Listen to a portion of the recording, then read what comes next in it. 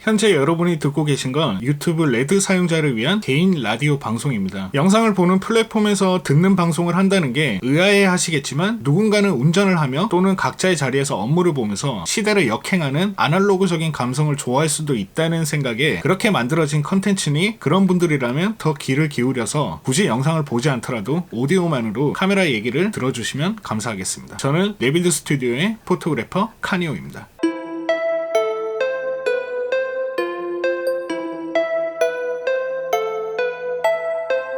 Ever come up out the cracks and try to tell me how to get it poppin' really? Way too motherfucking educated to be spending any time just talking with me. Many people waiting on me in the lobby trying to. 사실 이 영상을 만들었는 목적도 저는 운전을 하면서 뭐 듣는 걸 되게 좋아하거든요. 특히나 라디오 같은 거 듣는 거 좋아하는데 카메라에 관한 라디오는 없잖아요. 그래서 그런 분들을 위해서 나라도 뭔가를 좀 실천을 할까, 그래서 이렇게 만들게 되었습니다. 그리고 사실 제가 유튜브에만 전념을 하는 게 아니라 저는 아무래도 직업이 있는 작가다 보니까 제 작업을 하면서도 이 유튜브를 한다는 게 쉽지가 않아요. 영상 편집도 막 되게 열심히 해야 되고 하는데 대충 만들고 싶지는 않거든요.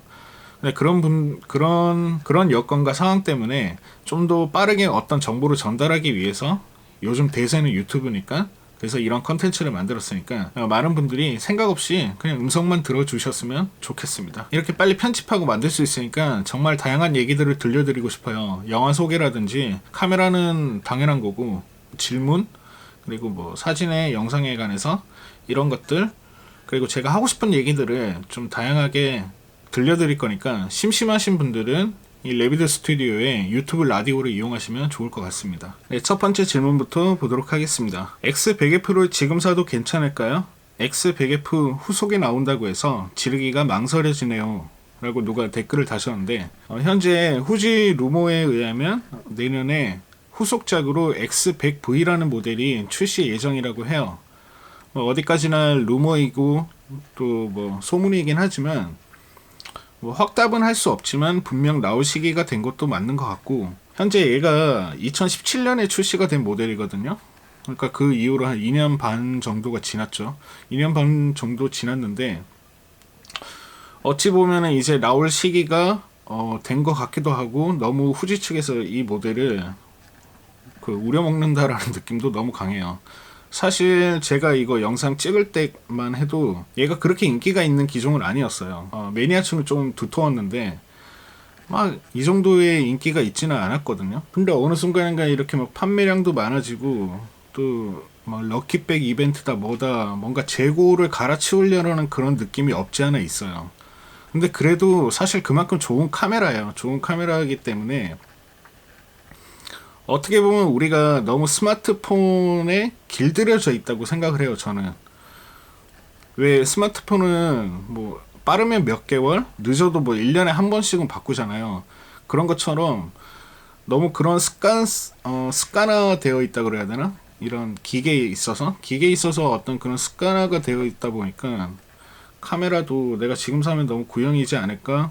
뭐 바로 다음 모델이 금방 출시되지 않을까, 이런 걱정을 하시는 분들이 있는데 좋은 카메라기 때문에 지금 사셔도, 그리고 후속작이 지금 또 뭐 나온다고 해도 충분히 한 2-3년은 부족하지 않게 사용할 수 있는 카메라예요. 솔직히 제 개인적인 입장으로는 구매하지 말라고 말씀을 드리고 싶은데 그건 여러분과 저의 성향이 다르기 때문이에요. 저는 이게 업으로 있는 사람이고 여러분은 좀 취미로 어떤 사진을 찍고 그러는 분들이잖아요.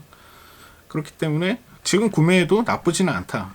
다만 만약에 뭔가 좀 더 전문적인 사진 생활을 누리고 싶으신 분들이라면 최신 기계가 제일 좋은 건 사실이죠. 어쩔 수가 없이. 왜냐하면 X100이라는 시리즈가 X100S, X100T, 그리고 현재 X100F 이렇게 넘어오면서 다양한 기능들이 획기적으로 바뀌었어요. 뭐 어느 기계든 그렇지 않겠냐마는, 특히나 이 X100 시리즈는 초기의 X100S 모델은 정말 디자인은 모두 다 같아요. 디자인은 모두 같은데 초기 모델은 너무나 AF가 느리고 답답해서 사용을 못할 정도였거든요. 근데 그 후속작으로 X100T가 나왔을 땐 AF가 많이 좋아졌죠. 많이 좋아지고 나서 X100F가 나왔을 때는 프로세싱도 좀 바뀌고 AF 속도도 더 획기적으로 빨라지고 그 다음에 새로운 필름 시뮬레이션 등이 추가가 되고 이런 식으로 한 단계 한 단계 많이 업그레이드 된 상태로 출시가 되었기 때문에 후속작에 대한 기대도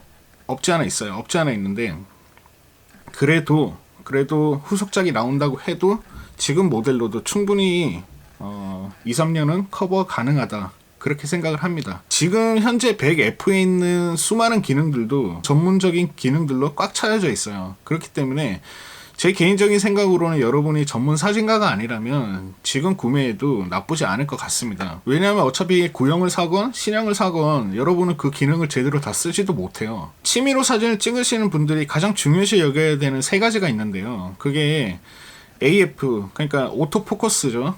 초점을 이렇게 빨리 맞출 수 있는지 못 맞추는지 뭐 이런 것들이 굉장히 중요하고, 그 다음에 카메라 내에 프로세싱, 그러니까 뭐 메뉴 탭을 들어간다든지 어떤 설정을 할 때 컴퓨터로 치면 CPU 같은 거죠. 얘가 좀 빠릿빠릿하게 움직여야 되는 거. 그 다음에 세 번째로가 화질이겠죠. 근데 현재 지금 나와 있는 모든 기종들이 이 세 가지를 모두 충족을 해요. 뭐 AF도 어느 정도 속도가 다 평준화가 되어 있고, 기술이 워낙 비약적으로 발전을 해서 뭐 현재 AF 속도나 빠른 프로세싱 그리고 뭐 화질 충분히 가물할 정도로 넘쳐난다고 생각을 해요. 실제로 근래에 X100F급의 카메라들에게 AF의 답답함을 느끼기 힘들고요. 화질 같은 경우에는 뭐 우리가 가장 많이 쓰는 스마트폰 화질에도 만족하잖아요. 뭐 현재 X100F급의 그런 카메라보다 더 좋아져 봤자 솔직히 여러분이 그걸 어디 사용하시겠어요? 뭐 기껏 올려봐야지 뭐 인터넷 웹상 아니면 인스타나 페이스북 뭐 블로그 이런 곳에 기재할 뿐이잖아요. 그러니까 화질은 더 이상 이제 논할 거리는 아니라고 생각을 하고요. 뭐 어디까지 취미로 사진을 찍는 분들에게. 그렇기 때문에 가장 중요한 이 세 가지가 모두 충족이 되는 100F를 지금 구매하셔도 된다라고 생각을 해요. 다만 약간 다른 쪽으로 한번 생각을 해볼게요. 사실 그 사람 욕심이라는 게 뭐 더 좋은 거, 더 뛰어난 거, 뭐 더 좋은 성능, 새 거, 최신 거, 뭐 이런 욕망은 어쩔 수 없는 거라고 생각을 해요. 좀 냉정하게 바라본다면 지금 현재 X100F를 구매하시더라도 향후 2, 3년은 충분히 쓰고도 남는 거라고 제가 말씀드렸죠. 근데 매번 X100 시리즈가 새로운 후속작으로 출시될 때마다 정말 매력적인 특정적 기능들이 추가되어서 탐나도록 바꿔서 출시가 되더라고요. 먼저 첫 번째로는 필름 시뮬레이션에 관한 얘기인데, 이게 소프트웨어적으로 업데이트를 할 수도 있어요. 할 수도 있는데 X100S 때도 그렇고 T 때도 그렇고 새로운 기종에 들어가 있는 필름 시뮬레이션을 업데이트 해주진 않더라고요. 구형 모델에다가. 그런 거 보면 새로운 필름 시뮬레이션이 요번에 또 나왔거든요. 후지에서.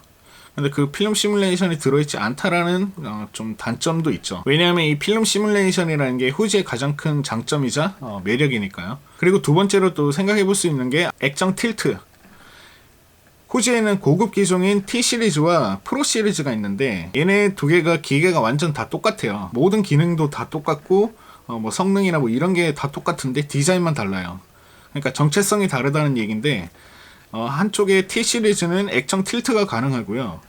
한쪽에 프로 시리즈는 액정 틸트가 안 돼요. 그래서 영상에 집중하느냐 사진에 집중하느냐, 물론 안에 내부적인 기능은 똑같지만 이런 정체성을 가지고 태어나는 기계들이 있는데, 이 프로 같은 경우에는 영원히 틸트가 안 들어갈 것 같았었어요, 액정이. 근데 요번에 프로 3가 출시가 되면서 틸트 액정이 되더라고요. 이런 거 보면은 요번에 X100V에도 틸트 액정을 넣지 않을까 라는 생각을 좀 조심스럽게 해봅니다. 물론 어디까지나 제 생각일 뿐이고요. 그렇게 되면 100F와 100V, 그러니까 100F 후속작은 완전히 전혀 다른 카메라가 되기에 솔직히 후속작을 기다리는 게 더 맞는 거예요. 실제로 저 같은 경우에도 100F를 사용할 때 항상 아쉬웠던 게 그 액정 틸트였거든요.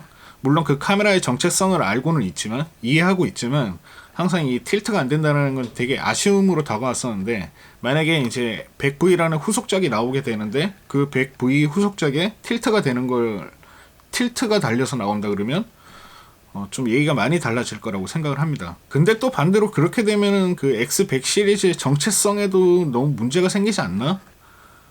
그런 생각도 좀 드네요. 그리고 마지막으로 세 번째는 X100 시리즈에 무언가 호환이 되는 액세서리.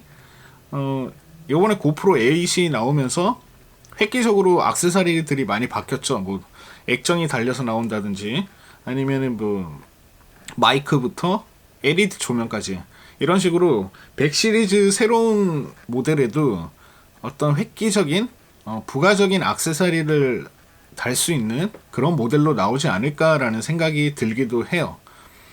이 큰 세 가지가 만약에 바뀌어서 나온다 그러면 후속작을 기다리는 건 맞는데 어디까지나 제 개인적인 생각인 거고 확실하지 않으니까, 게다가 지금 100F도 여러분에게 너무 좋은 카메라라는 거. 뭐 아무튼 현재 기능적으로는 100F는 과분할 정도로 좋습니다. 뭐 2017년에 나왔고 2년 반이 지났다고 하더라도 사실 이 카메라 업계라는 게 상당히 상업적이에요. 돈노름이죠. 너무 상업적이라서 이 기업이라는 게 여러분이 생각하는 것 이상으로 장사꾼들이에요. 저는 매번 생각하는데 대부분의 브랜드가 C라는 단계까지 이미 기술 개발을 했다고 생각을 해요. 그리고 나서 A부터 B까지 차근차근 출시를 하는 거죠. 그러니까 구매자들을 단계별로 늘리는 거예요.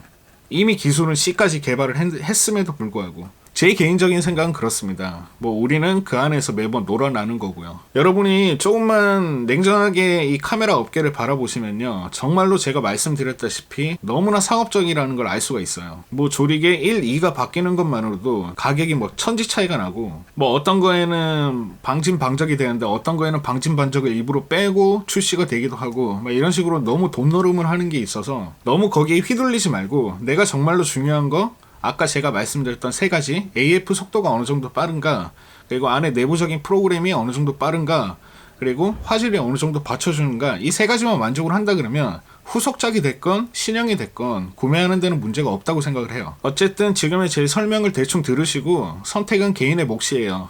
마지막으로 이 말만 해드릴게요. 제가 지금 만약에 취미로 사진을 찍는 사람이고 100F가 필요하다면 저는 지금 구매를 할 거예요. 근데 반대로 지금의 저라면 저는 구매하지 않습니다. 사실 얘들이 제 영상 때문인지 갑자기 판매량이 올라가면서 너무 우려먹는 것 같아요. 그런 것처럼 보이는 것도 사실이고, 그리고 저는 업으로 삼는 사람이기 때문에 항상 최신 기능을 좀 뭔가 접해야 된다라는 그런 강박증이 있어서 저는 지금 구매하지 않을 것 같아요. 다만 여러분이라면은 지금 구매하셔도 좋을 것 같다 라고 의견을 드립니다. 사실 이런 거 질문하시는 분들이 저는 너무 부담스러워요. 왜냐하면 이 비싼 기계를 누구한테 섣불리 막 이걸 사라 저걸 사라 이렇게 추천드리기가 너무 애매하거든요. 뭐 이게 10,000원, 20,000원도 아니고 막 100,000원이 넘어가는 기계인데 자칫 잘못 샀다가 야 니 때문에 잘못 샀다 뭐 이렇게 되면 안 되니까, 어쨌든 오늘 설명 들으시고 구매하시는데 도움이 되셨으면 좋겠습니다. 그 다음에 두 번째 질문 보도록 하겠습니다. 후지 단렌즈 고민 중인데 여행 가서 영상도 찍고 풍경에 인물을 포함하여 그렇게 찍는 걸 좋아하는데 16mm 1.4와 23mm 1.4 중에 어느 걸 추천해 주실 수 있어요? 라고 물으셨는데 일단 가격 먼저 보자면 16mm가 대략적으로 105만원 정도 하고요. 23mm가 97만원 정도 하네요. 약간 뭐 7만원 차이? 그 정도면 좀 크면 크고 작으면 작은데 거의 비슷하죠. 크롭 센서로 화각을 환산하면 16mm가 24mm고 23mm가 35mm 정도인데 16mm가 정말 좋은 화질을 구현을 해요. 뭐 23mm는 솔직히 제가 사용을 해보지 않아서 잘 모르겠는데 16mm 같은 경우 지금 이거 영상을 찍고 있는 이 렌즈도 16mm거든요. 정확한 화질은 말씀 못 드리겠지만 이렇게 보케도 어느 정도 표현이 되고 좋은 렌즈예요. 근데 이 16mm 화각이라는 게 되게 애매하고 너무 맞추기 힘들어요.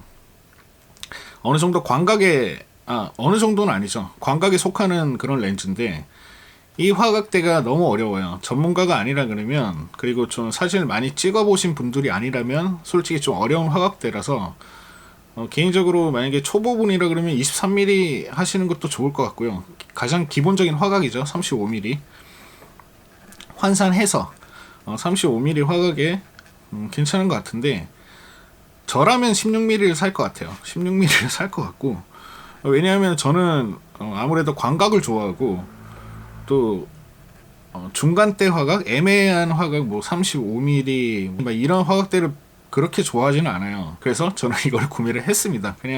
그냥 광각이 좋았는데 환산해보면 뭐 24mm 이게 되게 좀 애매한데 23mm냐 35mm냐 두 개 다 어떻게 보면 광각이에요. 광각인데 35mm는 가장 표준이 되는 화각이고 24mm는 광각이라고 확실히 부를 수 있는 화각이라서 저는 그냥 광각이 좋아서 24mm를 구매를 했던 거고, 아무래도 뭐 화각대가 더 넓으면 여행 가서 뭐 인물을 찍을 때도 인물과 배경을 함께 찍을 수 있으니까. 그렇기 때문에 저는 16mm를 추천하는데, 솔직히 직접 사용을 해보시면 굉장히 어려운 화각대라는 걸 알 수가 있을 거예요. 그래서 좀 내가 사진 찍는 게 좀 익숙하지 않다 그러면 35mm 환산된 35mm인 23mm 렌즈를 구매하시는 게 좋을 것 같습니다. 가격도 7만원 정도가 더 싸고요. 자, 그 다음에 세 번째 질문을 볼게요. 작가님, 혹시 X100S는 F와 차이가 심하게 많이 날까요? 후지 색감이 너무 마음에 들어서 입문해 보려 하는데 중고가가 S가 상당히 저렴해서요. 저렴한 이유가 있겠죠. 그 정도로 100S에서 중간에 100T가 있고 100F까지 오는데 기술적 발전이 획기적으로 바뀌었어요. 특히나 AF 속도, 우리가 취미로 사진을 찍을 때 가장 중요시 여겨야 되는 게 이 AF 속도인데, 오토포커스라고 내가 어떤 초점을 맞출 때 막 지잉 이러면서 좀 답답함이 없어야 되거든요. 그래야지 빨리빨리 사진을 찍을 수 있겠죠. 근데 100S 모델은 정말로 느리고 바보예요. 뭐라 그래야 되지? 뭔가 초점을 맞출 때 뭔가 빨리 순발력 있게 뭔가 스냅을 빨리 찍어야 되는데, 그렇지 못하고 막 지잉 막 이렇게 되면은 너무 답답하잖아요. 물론 이제 어느 정도 초점 맞추는 게 숙달이 되신 분들은 수동으로 해도 상관이 없겠지만, 그래서 100F에 와서는 AF가 거의 완성됐다고 생각을 해요. 그 정도로 AF도 빠르고 좋기 때문에 100S와 100F는 엄청난 차이가 있고, 필름 시뮬레이션이라는 거에도 큰 차이가 있고요. 안에 프로세싱도 아마 제가 알기로는 X100S는 컴퓨터로 치면 CPU죠. 가장 하단급이고 100F는 좀 상급입니다. 솔직히 이때 X100 시리즈는 완전 쓰레기라고 생각을 합니다. 그러니까 조금 더 총알을 모으셔서 100F를 사시는 게 맞습니다. 자, 그럼 네 번째 질문 또 넘어가도록 할게요. 16.4 참 좋은데 저조도에서 AF가 좀 힘들더라고요 하셨는데, 글쎄요, 저는 답답함을 느낀 적이 별로 없어서 제가 좀 이렇게 16mm를 많이 사용을 하는데, 저조도에서 AF가 좀 힘들다, 그런가요? 영상 찍을 때는 저는 수동으로 렌즈를 만지거든요. 수동으로 이런 식으로 영상 찍을 때는 이런 식으로 수동으로 초점을 조작을 하고요. 사진 찍을 때는 글쎄요, 저는 답답함이 없었어요.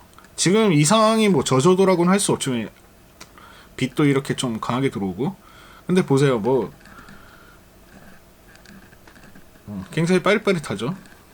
이게 어떤 바디에 몰렸느냐도 좀 차이가 나요. 뭐 예를 들어서 뭐 구형 모델 T1 뭐 프로 1 이런 시리즈에 몰렸을 때는 AF가 좀 현저히 느려질 수도 있어요. 근데 지금 찍는 건 H1이고 저는 지금 T3도 있는데, 얘들한테 몰렸을 때 초점은 엄청 빠릅니다. 엄청 빠르죠. 그런 거 한번 해볼까요?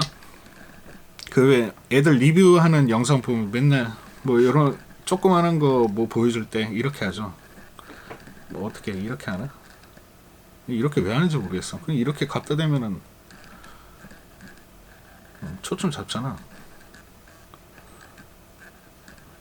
못 잡네. 이렇게 작은 거는 안 되는 거야. 지금 왜냐하면은 AF를 얼굴에 맞추도록 그 설정을 해놨기 때문에 얼굴에 더 빨리 있나 봐요. 그렇죠. 아이 초점. 그래서 지금 뭐 초점 보면은 이 정도 밝기에서는 초점이 엄청 빠릅니다. 중간에 갖다 대면은. 그래서 저는 잘 모르겠어요, 솔직히. 뭐 저조도에서 AF가 좀 힘들다고 말씀하셨는데 저는 잘 모르겠고, 다음 질문 넘어갈게요. 뭐 저는 빠르다고 생각을 합니다.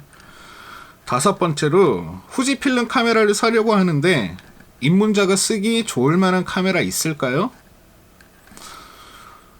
이런 것도 너무 부담스럽네요, 질문이. 후지 필름 카메라 살려고 하는데 입문자가 살기에 제일 좋은 거? 제 영상 보셨으면 XF10이라는 모델이 있는데 그 모델이 가장 좋다고 생각을 해요. 저는 가격도 적당하고 기능적인 것도 뭐 단순한 기능들만 들어있기 때문에 충분하고 렌즈 교환도 안 돼서 다른 부가적인 돈이 들 것도 없고 어차피 렌즈 교환이 안 되니까. 그래서 저는 XF10이 참 좋은 카메라라고 생각을 하는데 많은 분들이, 그러니까 후지를 쓰는 많은 전문가라고 하는 사람들은 XF10이 망작이라고 얘기를 하더라고요. 뭐 AF 속도가 엄청 느리다고. 근데 아까 어떤 분이 그런 거 물으셨죠. X100S와 F의 차이가 심하게 많이 나나요? 하셨는데 100S보다 빠릅니다. AF가. 약간 현존하는 지금의 카메라들은요, 어느 정도 기능들이 좀 평준화가 되어 있어요. 뭐 오토포커싱 같은 경우에 1초를 넘어가는 AF가 1초가 넘어가는 카메라는 없다고 생각을 해요. 그 정도로 충분히 빠릿빠릿하게 잘 맞춰주는데 그게 왜 자꾸 느리다 그러는지 모르겠네요. 뭐 어쨌든 입문자가 사용하기에 제일 좋은 건 XF10이라고 생각을 하고요. 근데 그런 단순화되어 있는 카메라에도 만족을 못 하시는 분들이라면 100F? 100F면 좋을 것 같습니다. 근데 100F는 XF10과 비교했을 때 좀 많이 상급 기종이고 정체성은 두 개가 똑같아요. 렌즈 교환이 안 되고 틸트도 안 되고 뭐 이런 거는 비슷한데 안에 내부적인 성능이라든지 또 뭐 필름 시뮬레이션부터 조작법이라든지 이런 게 좀 많이 차이가 나고, 근데 입문자가 그걸 다 쓰지는 않을 거라고 생각하기 때문에 XF10이라는 모델을 추천을 드립니다.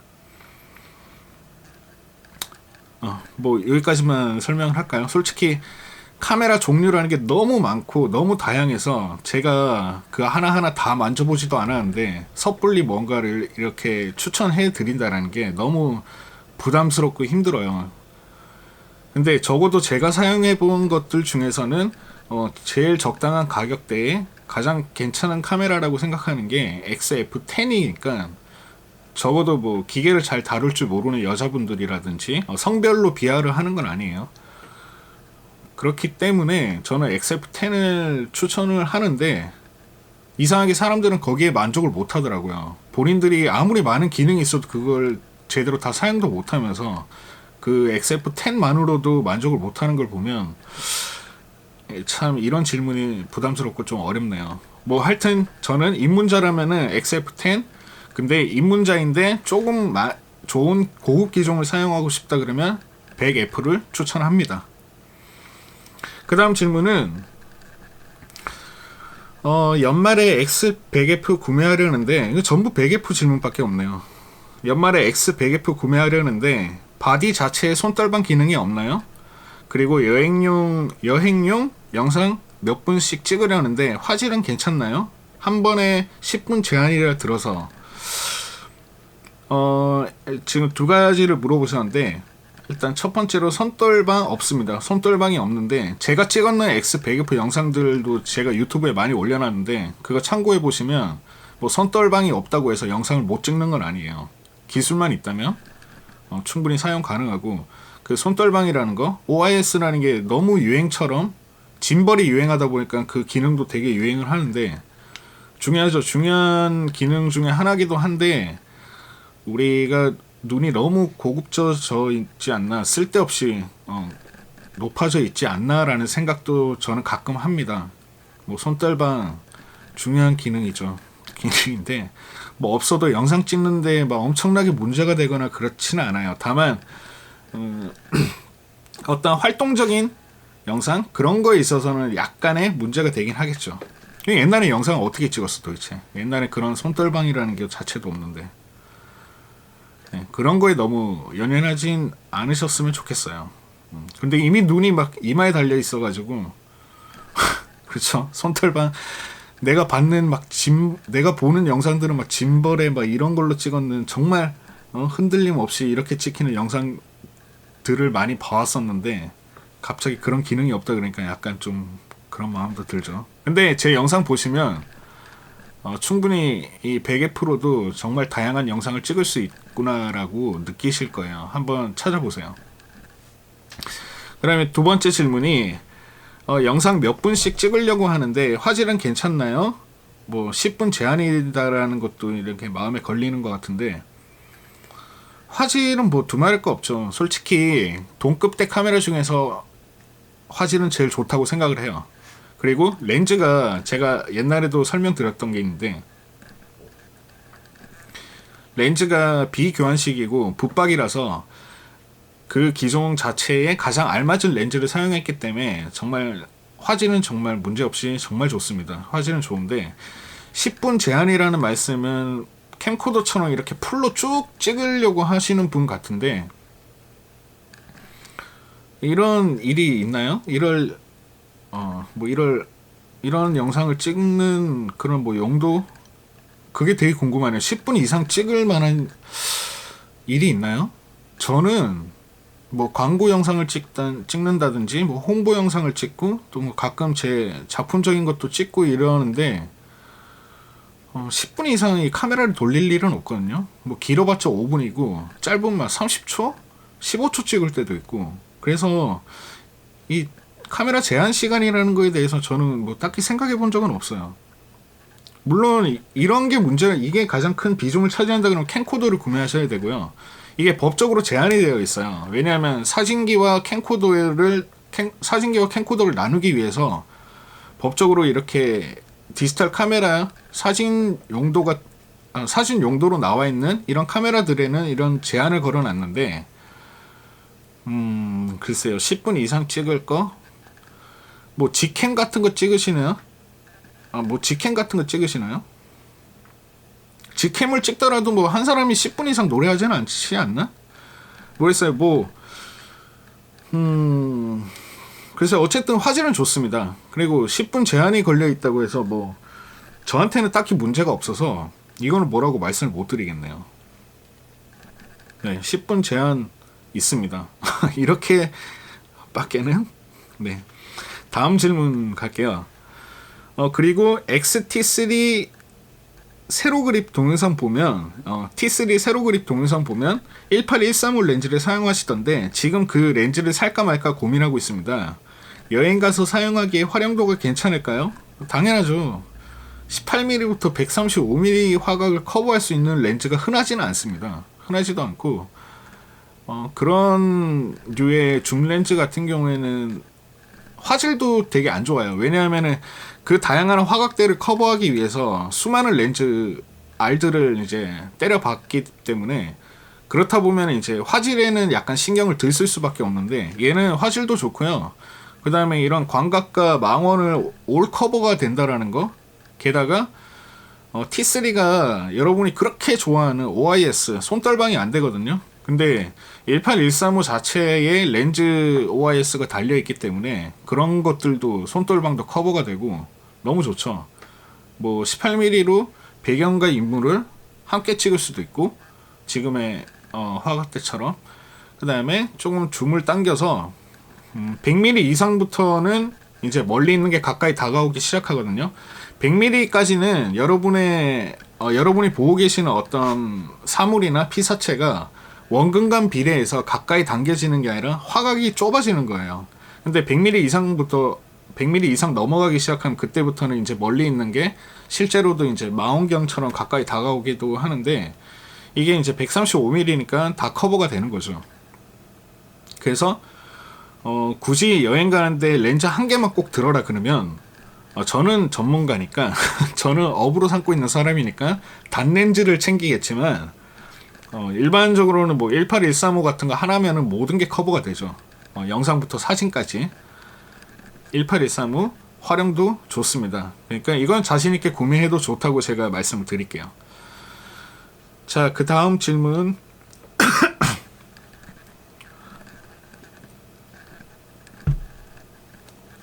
자, 다음 질문.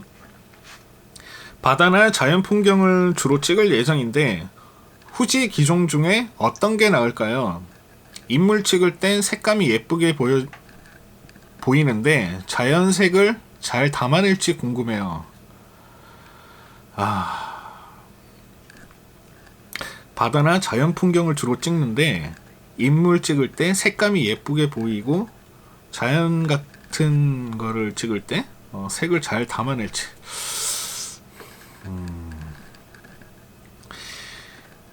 자, 카메라 브랜드가 되게 많죠. 캐논, 니콘, 소니, 후지, 올림푸스, 뭐 라이카도 있고 뭐 이런데 각 브랜드마다 본인들이 고집하듯이 드미는 어떤 카메라 자체의 색감이 있어요. 근데 저는 이렇게 생각을 합니다.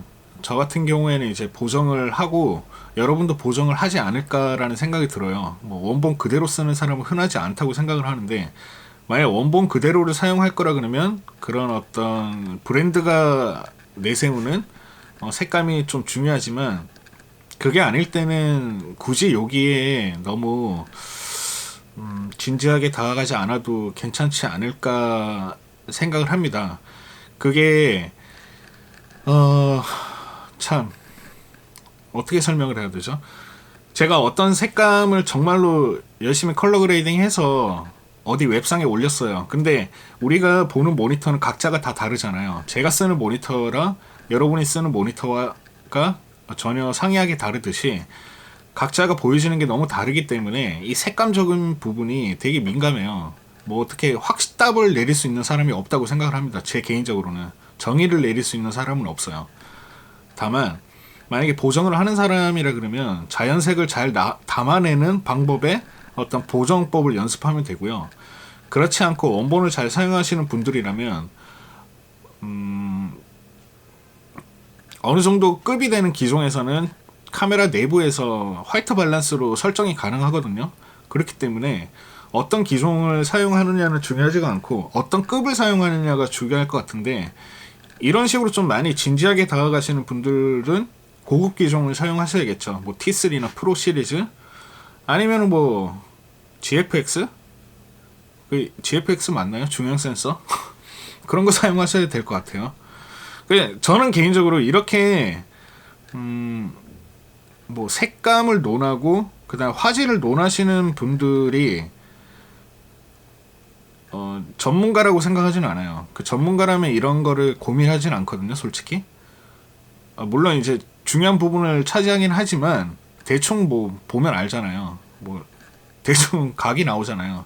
그래서 취미로 하시는 분 같은데 이런 거에 연연하기보다는 현재 나오는 후지뿐만이 아니라 뭐 소니든 니콘이든 캐논이든 현재 나오는 카메라들은 다 좋아요. 정말 다 좋은 카메라고, 어떤 카메라를 쓸지는 직접 한번 들어보시고 뭐 렌탈을 한다든지 그래서 한번 사용해 보시고 내 손에 가장 잘 맞고 손에 익는 카메라를 쓰시는 게 제일 좋습니다. 뭐 색을 잘 담아내는지 뭐 인물은 어떤 색감으로 표현되는지 막 이딴 것보다는 이딴 거라고 얘기해서 죄송한데, 그런 것보다는 내 손에 잘 맞고 그냥 가장 정이 가는 카메라를 사용하시면 무난할 것 같아요. 어느 정도 급이 되는.